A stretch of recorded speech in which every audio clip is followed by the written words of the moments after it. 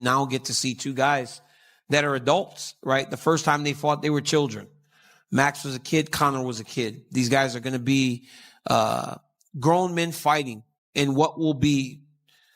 It's hard to think that an event will get bigger after this, but every time Conor McGregor's here, it's bigger and it's better. The sport's better with this man. And before Conor went up to fight for that second championship, we were unwilling to go up. Everybody was afraid. George St. Pierre got offered multiple times to go fight Anderson Silva. Anderson Silva to fight John Jones. It was almost impossible. That's why you saw such long title runs. Then Conor McGregor said, it doesn't have to be the same. I can do something different. And now you're telling me a guy is going to go in 3 different weight classes? That's nuts. Because Cyril Gane never could weigh 180 pounds. That's how you see the difference in the two humans. McGregor fight in July is going to be fucking bananas. It's going to be bananas. I mean, people are going to go crazy for the return of Conor McGregor because he's a giant personality. But don't expect the same thing. How could you just can't. It's been 5 years. But that's the problem. It might be more. Because they're going to all expect that. I think it is a little over 5. It's almost 6, I think. It might be 6 at the time of the fight. It might be 6. I think it's 5. I think it's 5 right now. Are we expecting to see a Conor that looked like Nate this last fight? Or are we expecting to see a better Conor than someone that looked like Nate? Because Nate did not look good. No, but Mike Perry did. And Forget the hype surrounding Conor McGregor's long-awaited comeback, because the real story runs much deeper. But according to Daniel Cormier, this showdown means far more than another ordinary rematch. When Conor and Max Holloway first collided, they were merely... Mystic Max, go out there, put them hands on him, and I hope he likes swimming, because we're going to drown him. We have a call out ready? We see what happens. We see first things first is drowning him, is taking care of the guy on the menu, and then after that, maybe you can hear me say Max Holloway isn't merely predicting victory. He's delivering Conor McGregor a downright chilling warning. Calm, fearless, and completely unfazed, Holloway believes that once this fight reaches the deep waters, the former champion simply won't withstand the relentless pressure. A flow state, for sure. I'll look for that. Holloway's a great opponent. To finally get my feet in here, I know he's planning on deep waters. It's almost a bit disrespectful. I'm not sure who he thinks he's talking about here. But I am joyous, so excited in this entire situation right now. And I thank God for it every day. I know you. And then he's just going to eventually have his way. I'm going to have to go Max Holloway for the win. Can it be a finish? 100%. If Max gets you tired, he's so good at going in for the kill. And, he's even getting much better in the pocket. Even you've seen him. Justin Gaethje, here, firing bombs, you know what I mean? Like still being able to dodge the punches in the amongst that sort of brawl. So it's, I think it's just going to be too much for Conor. And you're going to just see Max get his hand raised, maybe get a finish. Can he hurt him, get him to the ground, and then maybe get a submission? You could maybe see that as well. When people crumble and get really tired, there's always a submission there. Gamble responsibly, but there's probably good coin for a submission over a TKO. If you wanted to be a sneaky bet, that could be something, because he will melt him. And when he's melted and just sort of going there shooting because he's so tired, is a submission going to be the way to go? When he turns over and just gives it back, and then, all right, may as well take the submission. Maybe we see that. So, Max Holloway for the win, 100%, maybe submission TKO. Forget victory predictions. Max Holloway is delivering Conor McGregor one chilling warning. Calm, confident, and totally unfazed, Holloway believes once the fight reaches deep waters, the former champion simply cannot handle pressure anymore. Expecting to see a Conor that looked like Nate this last fight? Or are we expecting to see a better Conor than someone that looked like Nate? Because Nate did not look good. No, but Mike Perry did. And Mike Perry looked like a fucking murderer. You know what I mean? Like Mike Perry is a murderer. He's a murderer. And this is such a savage. You take a look at that, when you're taking an older fighter, which Nate is now, and you're 21. You're 5 fucking years ago, July. So it literally will be 6 years. Yep. But when you're it'll be 5 years. It'll be 5 years. When you're taking a younger fighter and putting them against the old dog, it normally doesn't end well for the old dog. Well, the thing is about Max Holloway is, like, Max Holloway isn't he's young. that much younger Yeah. than No, Conor. he's not. But the thing is, Max has been in constant high-level competition the entire time. Won the BMF fight, beat Dustin, like constant high-level competition. That's right. It's a different thing. And I honestly believe him at 155 is the best thing for him. Absolutely. Max, But he's not 155 in this fight. This is 170. 170. Yeah. As the arguments over McGregor's comeback keep exploding, Joe Rogan says one detail simply cannot be ignored. Max Holloway has spent the past several years battling the absolute best, staying constantly active while stacking impressive victories without ever slowing down. That non-stop activity, combined with his recent success, could hand Max a massive advantage once the pace begins accelerating. According to Rogan, the biggest mystery isn't Max's ability. It's whether the returning McGregor is truly the same unstoppable fighter everyone remembers. Decided to get in and showcase who really is the greatest featherweight of all time. That's correct.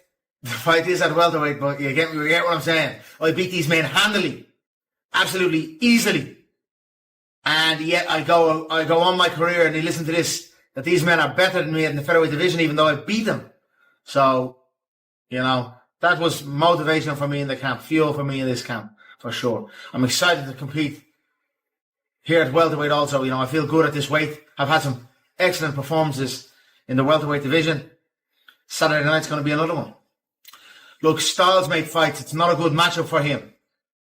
It's not a good matchup for him. He's a good fighter. He's not a bad fighter. He's not on the level of the Mac.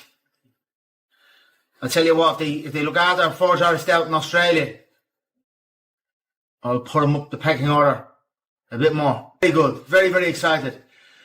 Sheer confidence comes through preparation. And the preparation has been very, very meticulous and very detailed. Conor McGregor has absolutely no doubts about his place in the featherweight GOAT conversation. He insists his legendary victories already speak for themselves and believes he's still miles above every fighter being compared with him. McGregor says every bit of criticism has only fueled his preparation even further. And with total confidence, he's convinced this matchup heavily favors him. Now, he plans to prove the old Conor is still nowhere near finished. Incredibly difficult to fight. It's a matter of how much has time eroded what we all knew was there, back when he fought Alvarez. John, this is a stacked card. Ultimately, look, I'm going with the Max. I think a lot of people are, but I also look at it as his output will be difficult for Conor, especially the longer the fight goes on. You've got a 38-year-old, Conor McGregor, a 38-year-old Conor McGregor, who's trying to keep up with Max, who's been fighting the best guys, has such a high output, so much volume, and the relaxation he can fight with because he doesn't have to worry about. As more experts jump into the UFC 329 debate, one prediction refuses to disappear. Veteran referee John McCarthy believes Conor McGregor should control the early moments, using his size, power, and explosive striking to create major problems in the opening round. But he also warns that the longer this battle continues, the more momentum swings toward Max Holloway. According to McCarthy, Holloway's relentless pace, elite volume, and endless cardio could gradually exhaust McGregor. Against Max, you've obviously competed against him before. I love the bout. A cracking contest, an iconic mixed martial arts contest with yours truly at the helm once again. And I'm excited for it. I'm excited about it, and I'm excited for it. And just to finish off the back of this, what happens afterwards? You've talked about a second date next year. Do you want it this year? Yes. Yes, I do. I wish for it this year. Now I've said my piece, and they've said their piece, and let's just get through this one, and I'm fine with that. So I'm going to prove what's what, and then we'll go back and see what's what. Have you got your eye on anybody that you want to fight? Anyone, to be honest. Not particularly, no. Not particularly. Would you class this at the weekend, if you're victorious, as the greatest comeback in UFC history? Yes, by far. Holloway's body of work inside the octagon is highly impressive, and he's fought so many men, and to come back and do what I'm gonna do is going to be glorious. It's going to be absolutely sensational. I'm excited. Conor McGregor isn't just aiming to win at UFC 329. He believes he's about to rewrite history. He calls a victory over Max Holloway the greatest comeback the UFC has ever witnessed. McGregor says he's completely focused on proving every doubter wrong. He isn't thinking beyond this fight or calling out future opponents just yet. Instead, his entire mindset centers on one mission: defeating Holloway and reminding the world why he believes he's still one of the... A lot of people, a lot of fans, just people anywhere is saying that the person who wins this fight should fight the 55 or even the 170 champ. So it's absolutely bonkers. All I got to do is go out there, get my hand raised, and not only get your hand raised, you see it all the time when you're getting your hand raised is not even enough. I need to go out there, be exciting, get my hand raised in devastating fashion, and because most of the fights create an emotion. Like Conor was the best also because he was very charismatic. Yes, like he used to create an emotion out of it. You could look at Conor and be like, I don't care. It's either you love him, you want to see him win, or you want to see him lose. Yeah, but behind that, he was able to back it up because he was like a sniper with that left hand. Like, yes, boom. Like when he knocked out Eddie Alvarez, he was like, and he goes, ba, ba, ba, ba, ba. And I was like, dude, like, just beautiful tech. Like I said, for me, and then he gets on the mic, he goes, woo, Joe. It's like, Georges St-Pierre believes Conor McGregor's greatness was never defined only by his knockouts. What truly separated him from everyone else was his incredible ability to make every rivalry feel deeply personal.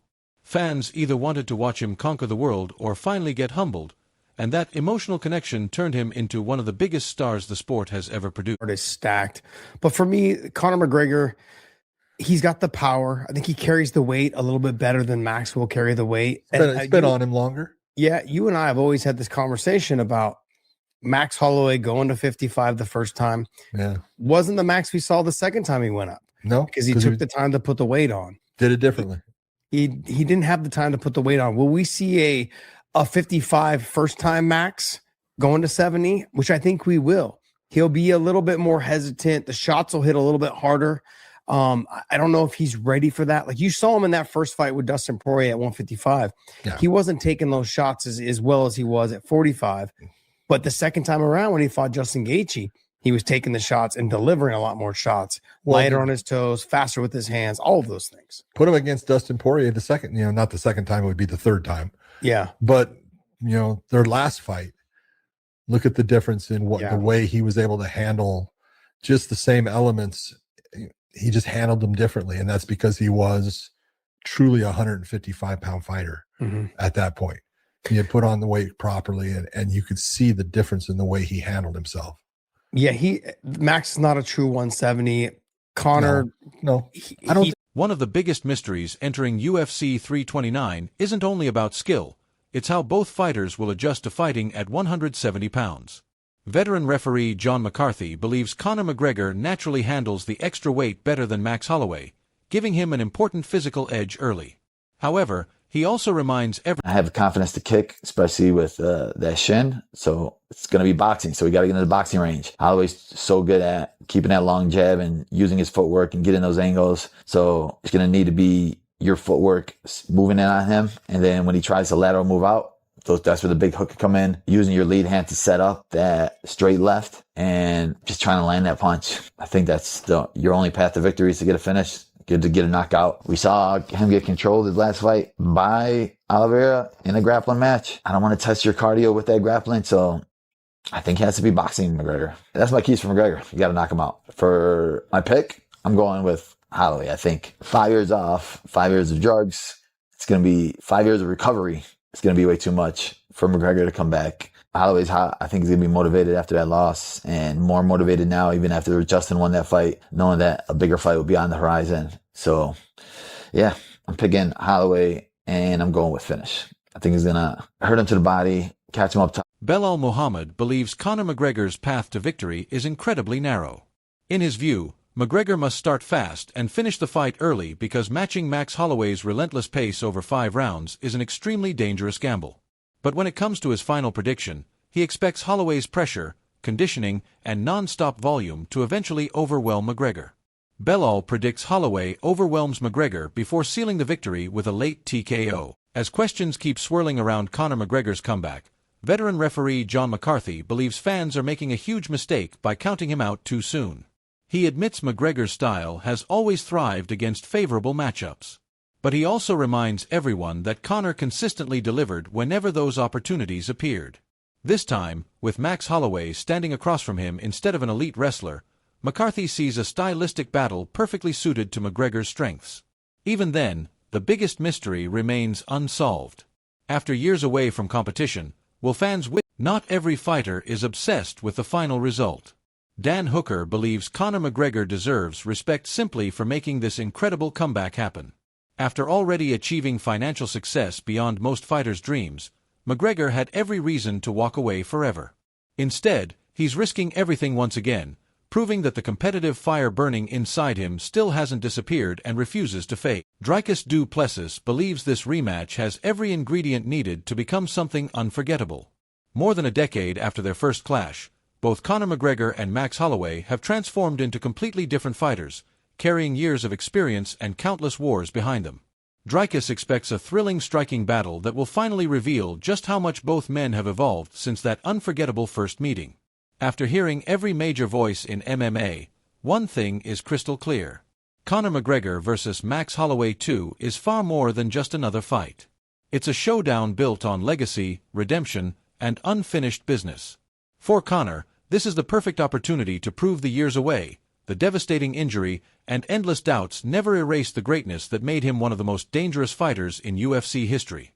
But for Max Holloway, this is the chance to finally settle the score and prove the young Conor defeated years ago has become a completely different fighter today. Experts remain divided. Some believe Conor's power and precision can change everything within seconds, while others believe Max's pace, durability, and experience will become overwhelming as the fight drags deeper. Now only one question truly matters.